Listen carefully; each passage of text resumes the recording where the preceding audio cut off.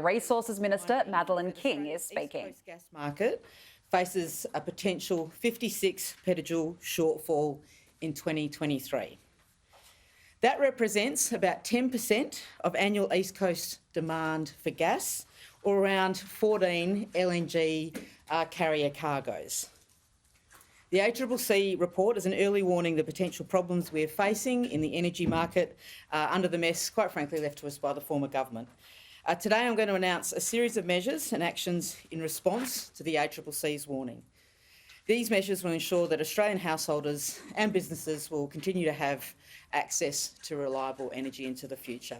Now, I'm going to outline these responses in a clear order, so please do bear with me and we'll take questions after that. First of all, I want to announce that after consultations with industry and stakeholders, the government will extend the life of the Australian Domestic Gas Security Mechanism to January 2030. The mechanism was due to expire in January next year, and we flagged our intentions to extend this mechanism in early June. There will be a further review in 2025 of this mechanism and its ongoing longevity. This announcement will ensure the ADGSM remains a lever for the government to use to help safeguard our domestic gas supplies.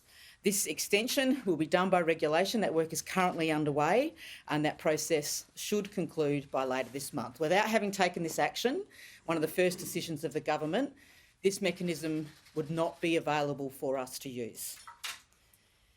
Secondly, I'm announcing that the government will open consultations on reforms to that existing AGSM to ensure that it is an effective tool and is fit for purpose. At present, as many of you know, this mechanism takes a long time to activate. It can only be used to avoid a forecast shortfall in the next calendar year.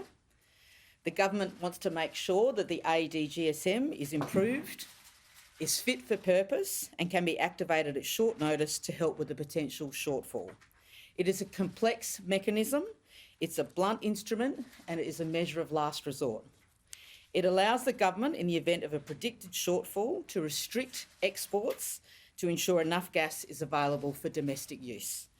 The ADGSM reforms will be considered in line with the following 7 key principles: ensuring sufficient supply of gas to the domestic market to support manufacturing and energy security, putting downward pressure on domestic gas prices, maintaining Australia's position as a leading contributor to global energy security, respecting the trust trading partners and international investors have shown in Australia's resources and energy sectors, supporting the energy transition in line with Australia's emission reduction targets, enhancing transparency and processes that support competitive pricing outcomes for gas consumers, and also minimising implementation costs and complexity for government and industry.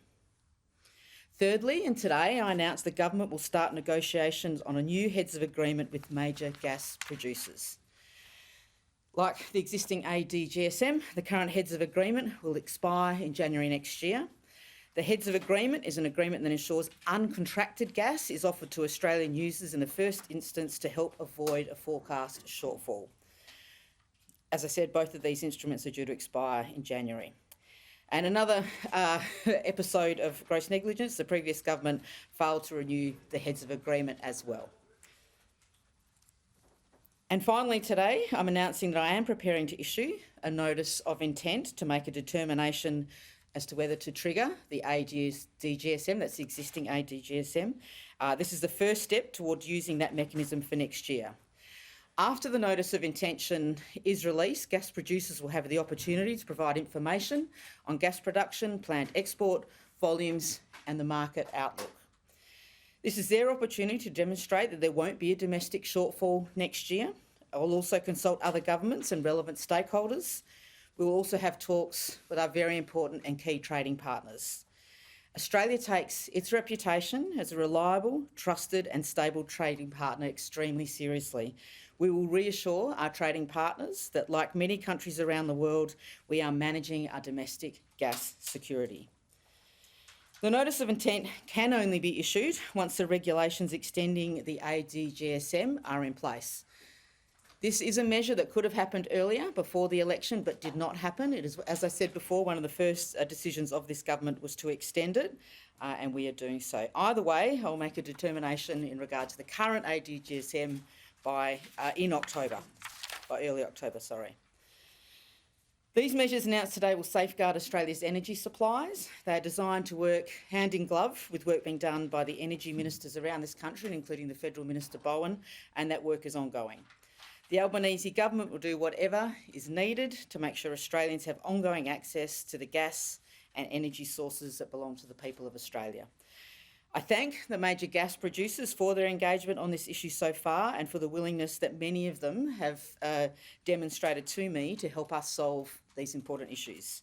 I thank the ACCC for its comprehensive report. It's an important early warning to us all about the potential problems we'll face if we don't take action now. The measures I have announced today will ensure we can keep the lights on and our industries operating over the next 12 months and, of course, well into the future. Gas accounts for around 7% of electricity generation in the national electricity market, which is the East Coast by and large, with coal accounting for 65% and with around 28% for hydro, wind and solar. It is an important component of our energy mix. It is not the only component of our energy mix. The government will not be in a position to actually trigger the mechanism until likely the end of this month, as I've said before.